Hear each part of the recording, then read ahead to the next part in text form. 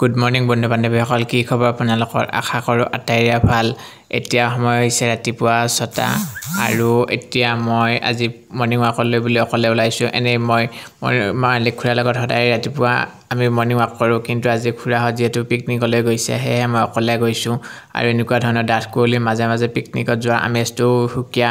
তথাপিও এই ভিডিঅ'টোৰ জৰিয়তে মই সকলোবোৰ গাড়ী চালকক এটি অনুৰোধ জনাওঁ যে আপোনালোকে এনেকুৱা ধৰণৰ সময়ত বা এনেকুৱা ডাঠ কুঁৱলীত গাড়ী চলাওঁতে অৰ্থাৎ পিকনিকৰ গাড়ীবোৰ চলাওঁতে যাতে অতি সাৱধানতাৰে চলায়, কাৰণ আগত কি থাকে একো দেখা পোৱা নাযায়। আৰু চাওকচোন এতিয়া গাড়ীবোৰ আহি আছে লাইট জ্বলাই কিনে, কাৰণ সন্মুখত কি আছে ভালদৰে দেখা পোৱা নাযায়। এনেদৰে দিনটো ৰুমতে পাৰ কৰিলোঁ আৰু মোৰ এক্সাম আহি আছে, সেয়েহে এডমিট কাৰ্ডখন ডাউনলোড কৰি আনিলোঁ। তাৰপিছত মই সন্ধিয়া টিউশ্যনলৈ বুলি ওলালোঁ আৰু মই চাওক মোৰ টিউশ্যন ষ্টুডেণ্টে পঢ়িয়ে আছে ঘৰত।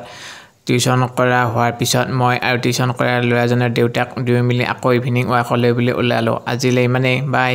আকৌ লগ পাম নেক্সট ভিডিঅ'ত।